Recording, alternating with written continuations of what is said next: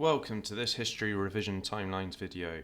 Today we'll look through an overview of the first part of the Cold War from 1941 to 1958, which basically takes you through the journey of how the two superpowers went from being allies to enemies.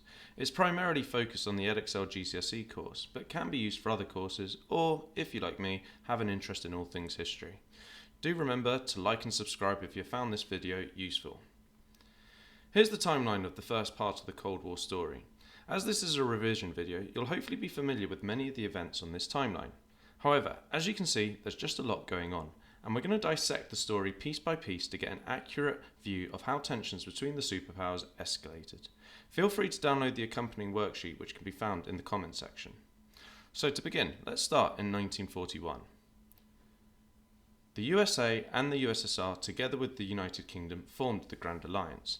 This was in response to the threat caused by Nazi Germany. Now, given their very different ideologies, remember the USA were capitalist and the USSR were communist, this alliance was seemingly built on rocky foundations. However, it was the presence of a common enemy in Nazi Germany that glued this alliance together. This bit's really important, because as soon as we remove this common enemy, we're going to see the superpowers turn their attentions against each other. By 1943, the war was turning in the Grand Alliance's favour. The three leaders of the Grand Alliance, Roosevelt, the US of the USA, Stalin of the USSR, and Churchill of the United Kingdom, decided to meet in Tehran, the first of three conferences which set out to decide how to best gain victory in the war. Remember, they are still allies at this stage, glued by their common enemy, so the meeting gets off to a good start. The USA and the UK agreed to help the USSR by opening up a second front by launching an invasion through Western Europe. When the Allies spoke about what they wanted for the world after Germany was defeated, they kept things very loose and general and agreed to make Germany weak. By February 1945, the Allied victory over Nazi Germany was almost complete. Now that their common enemy isn't as strong anymore, we're going to see the bonds of the Grand Alliance begin to break. We see this in the Yalta Conference, as the Allies tried to find agreements on two questions. The first focused on what should happen to Germany after the war. Not being able to find an agreement, the Allies settled that Germany should be split into four zones by the USSR, the USA, the UK and France until a future decision could be made. The second question focused on what should happen to the Eastern European countries that had been under the control of Nazi Germany. On this, they agreed that the future of Eastern European countries should be decided in free elections. The sticking point for this was that Stalin very much expected the free elections to return communist governments. Here we can see already that the USSR are planning for a future that is going to bring tension to their relationship with the USA. In April 1945, Germany surrendered, and in July 1945, the Allies meet for the last of three conferences at Potsdam. With the absence of a common enemy to unite them, tensions really start to rise between the USA and the USSR. This is accentuated by the fact that Roosevelt, who had previously tried to be quite friendly towards Stalin, had died and been replaced with a staunchly anti-communist Truman. Truman objected to the fact that the USSR, who claimed to be liberating countries from Nazi Germany, had actually just occupied much of Eastern Europe without a hint of a free election. The Potsdam Conference subsequently ended by reissuing agreements that had already been in place about Germany, but with the added baggage of a general suspicion and doubt about how the two superpowers will continue to live in a world without a common enemy. Now, if we return to the timeline, tensions didn't just arise because of what happened in these conferences, but because of what was going on in the wider world. And for this, we'll need to zoom into this section of the timeline. In August 1945, the USA's decision to use the atomic bomb against Japan brought endless amounts of tension to the superpower relations. With the development of nuclear technology, the USA's military power had just had a significant upgrade that left the USSR firmly behind. With the USA refusing to share their nuclear secrets with their supposed allies, this sent the USSR into a vulnerability spiral. Having just been invaded by Nazi Germany, the USSR were obsessed with their own security. In an attempt to create a buffer zone between themselves and Western Europe, Stalin ordered the Red Army to ensure that communist governments would be elected in the supposedly free elections that had just been agreed in the conferences. To the USA, this seemed like the USSR were trying to spread communism around the world. To the USSR, they could not quite understand why the USA didn't appreciate their desire to improve their security. So, Just as World War II had ended, tensions in the Grand Alliance were truly surfacing. This really plays out in a war of words that came out in 1946. The modern-day equivalent of 1946 would be countries having an argument on social media. Let's see how this rolls out. First came the long telegram. This was made by an American ambassador living in the USSR who openly said that the USA should see the USSR as a rival, not a partner. This was followed up by a speech given by Churchill at an American university, where he famously said that the world had been divided by an iron curtain, suggesting there was no way friendly relations could continue between the two spheres.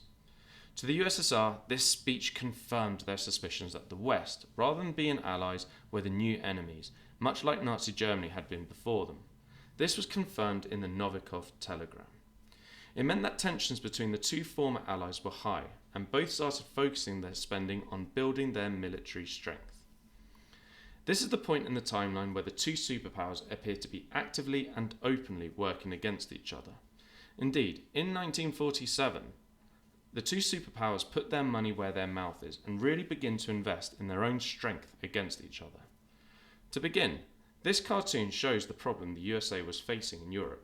They could see the growing influence that the USSR was having as more and more countries turned towards communism to help their struggling economies. The fact that Greece was on the verge of becoming a communist country sent alarm bells to the USA. President Truman knew he had to act and change US foreign policy forever. He declared that the USA would stop at nothing to prevent the spread of communism. This became known as the Truman Doctrine. To the USSR, this was seen as a threat to their interests of having friendly states near their border. The USA knew that communism was likely to spread in areas where the economy was weak, so they introduced the Marshall Plan. This enabled countries to receive financial aid from the USA in order to boost their economy and stop the spread of communism. To capitalists, this was seen as the kickstart that European countries needed after World War II. To the Soviets, it was seen as a direct attempt to arm and mobilize European countries against the USSR. Indeed, by 1947, Stalin had set up an organization called Cominform, which ordered all satellite state countries to reject the Marshall Plan. The tension that we have seen growing over these last few years came to a head in Germany in 1948. As you remember, Germany had been divided into 4 occupying zones by the Grand Alliance. It was a temporary measure until they could agree what was to be done with Germany. The problem was that Stalin refused to contemplate any scenario where Germany did not have a pro-communist government. This was obviously not something the USA was willing to agree to. So in 1948, the USA combines their area with that of United Kingdom and France to create a strong Western-style economy called Trizonia.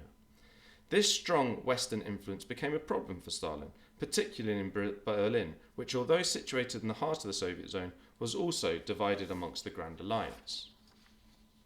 In order to force the USA, Britain and France out of Berlin, Stalin attempted to blockade the West from accessing Berlin.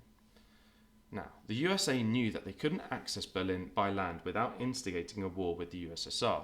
Instead, they decided to airlift food and supplies to Berlin. The onus was now on the USSR to decide whether to shoot down the planes. After an 11-month blockade, the USSR finally gave up and called the blockade off. This was a huge propaganda victory for the USA, as they were able to show the world that they were able to respond to Stalin's aggression in a peaceful way. Indeed, whilst war had been avoided, the Berlin blockade signalled a physical division of the world into 2 separate spheres. Germany was divided into 2 separate countries, one communist and one capitalist. Furthermore, the USA and the USSR set up 2 different military alliances called NATO and the Warsaw Pact. The importance of these military alliances to both superpowers can be seen in the final event of this timeline, the Hungarian uprising. In 1956, Hungarians, angry at living under the conditions imposed on them by communism, were beginning to rebel. Khrushchev, who had replaced Stalin as the leader of the USSR and who seemed to want to take a different direction to his predecessor, appointed Nagy as the leader of Hungary. Nagy made changes that calmed the calls for unrest, but went one step further than Khrushchev would have liked by calling for Hungary to leave the Warsaw Pact. This was seen as intolerable for the USSR, as it compromised the security that the buffer states provided. Khrushchev's response was to send an invasion force to suppress Nazi and Hungary. The Hungarian people, notably women, stood up to this invasion force. The USA, who had promised to support the people of Hungary, realised that they were powerless to stop the USSR. Much like what is happening in Ukraine, the USA realised that if they were to get directly involved, conflicts between the superpowers would escalate into an all-out war. Subsequently, the Hungarians were defeated, and a pro-Soviet government was installed in Hungary.